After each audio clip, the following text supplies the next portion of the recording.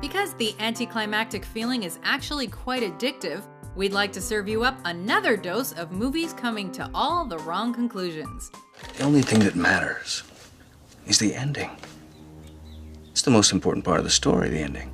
Welcome to WatchMojo.com, and today we're counting down our picks for another Top 10 Worst Movie Endings. It doesn't make sense. For this list, we've looked at those filmic final scenes which didn't exactly satisfy. Just kidding. If you didn't see a disappointing entry you thought should be on here, be sure to check out our first video of the Top 10 Worst Movie Endings. If it had happened in one other place, anywhere else, we could all believe what you're saying. And by the very nature of this countdown, you should expect a few plot lines to be given away. So, spoiler alert. And this one is very good. This one's perfect. Number 10, The Unborn.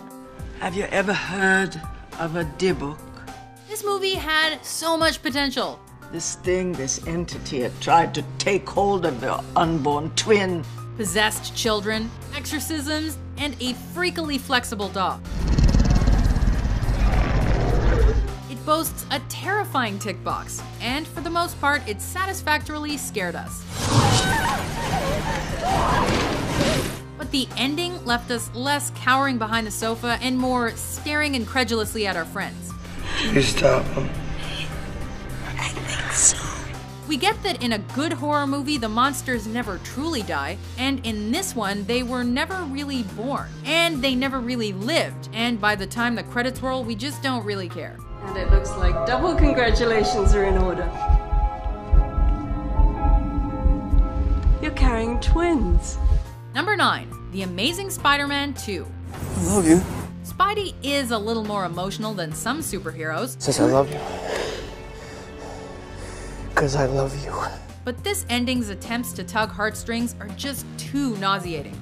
Sure, it's kinda cute when the kid stands in the way of the rhino, even if it is sorta confusing as to why exactly the rhino is there. Hey, boy! Huh? Is Alexia scared of you, little boy? But when the real web-slinger arrives back into the shot, we just can't suspend our disbelief any further. Hey, Spider-Man.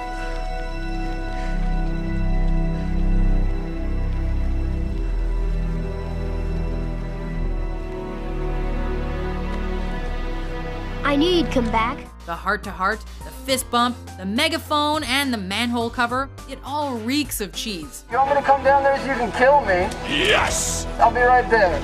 This ending's meant to keep us guessing, but it only has us cursing.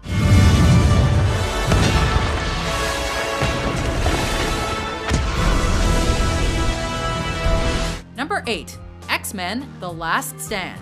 And we stand together. X-Men. It's a bold and often commendable move to kill off good characters, but in this case, it sorta sucks. You would die for them. No, not for them. For you. The third movie in the X-Men franchise. We were all expecting an explosive finale, and in many ways we got one.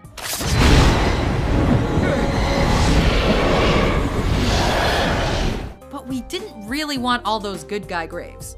The final battle itself is pretty cool, but the final shots are a little weak in comparison. The Xavier Mutant Academy just isn't the same without Xavier himself. No wonder Marvel felt the need for a trademark Easter egg post-credits. Hello, Moira. Number 7, Transformers: Revenge of the Fallen. The Transformers, they've been here a long, long time. While the X-Men creators were perhaps a little too hasty to kill people off, the Transformers team flirted with the idea of KOing a main character, but couldn't quite follow through, much to our frustration. 1, 2, 3. First, Sam dies. Sam, please, I love you! And is then revived, and then the unthinkable happens as Optimus Prime looks to be on his way out.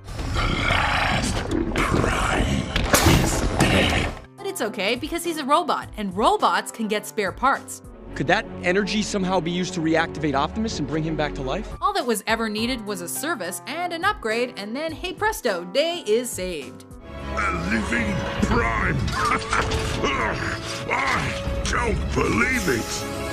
Number 6. The Twilight Saga: Breaking Dawn Part 2. There are many who'd argue that the beginning and middle of the Twilight Saga were pretty terrible, but even die-hard fans had difficulty standing up for its ending. The final battle scene is suitably grand, but the conclusion, for want of a better word, is simply a con. The Volturi might be gone, but they will never forgive what happened here. It's to be expected that a book-to-film adaptation should employ a little creative license, but here the whole story is rewritten. How did you do that? Been practicing. In the end, the epic something was an epic nothing, and an epic waste of time. Rather.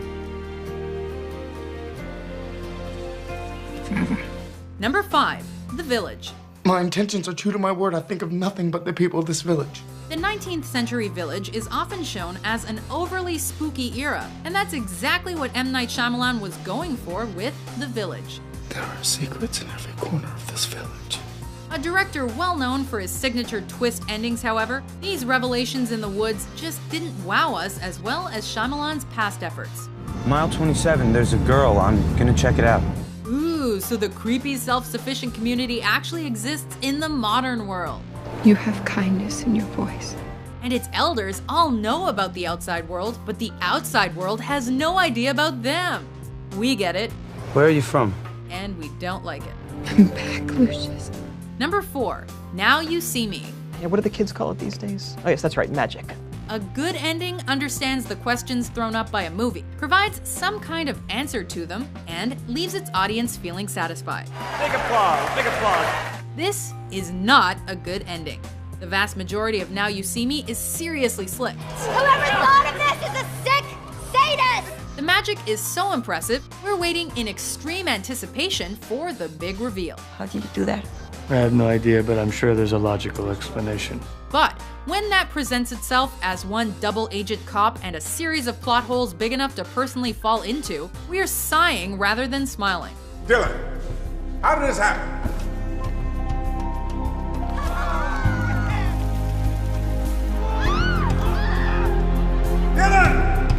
The sequel better smooth things over. I have never seen her speechless. I take that as a huge compliment. Number 3. Remember Me. So, what do you want? It has become a notoriously risky tactic to rely upon the 9/11 terror attacks when filmmaking. And with 2010's Remember Me, the risk didn't pay off. I gotta go to my dad's office. In what is Robert Pattinson's second appearance on this unfortunate list, we are nearing the end of a movie that has picked apart human relationships and is searching for a suitable climax. Clearly, for a New York City story to be considered truly deep and meaningful, then 9/11 has to be crowbarred in there somewhere, no matter how clumsily.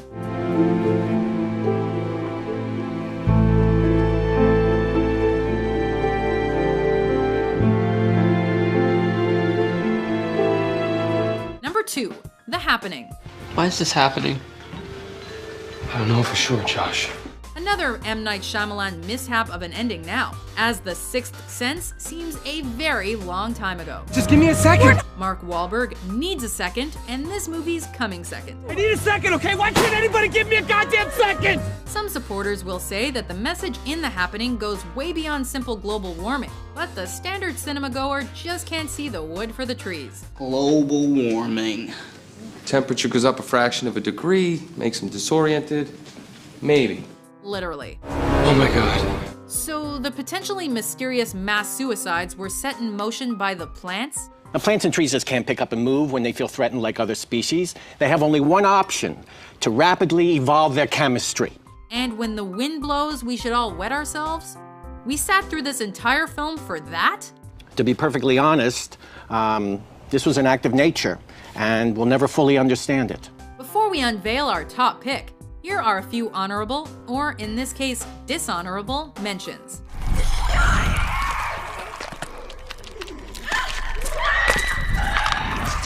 I have to see Rose. I Eat her.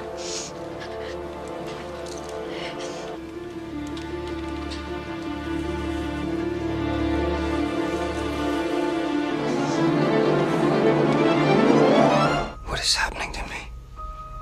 Oh, I think you know. I think you have a real good idea.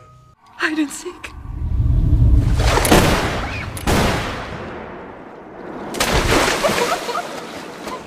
They've chosen us to go. They haven't chosen us, Caleb. They've chosen you. Both of you. Number 1. The Matrix Revolutions. The program Smith has grown beyond your control. The third and final installment of this rethinking of reality. The plots and storylines had become so convoluted by this movie's close that it needed something extra special to sew everything together. Soon he will spread through the city as he spread through the Matrix. Unfortunately, it didn't get it. He saved it. In fact, it entirely dodged it. Sure, Neo's sacrifice is heroic and Smith's demise is a good thing, but what about everybody else plugged into the Matrix? He ended the war. The machines are gone. The war is over, sir. The war is over. Has the whole thing just been explained away by a brief encounter on a park bench? Pretty Sunset is nice, but it doesn't answer any questions. Beautiful. How long will there be peace? Will the ones who want out actually be freed? And what does the Oracle mean that we'll see Neo again? Will we ever see him again? I suspect so.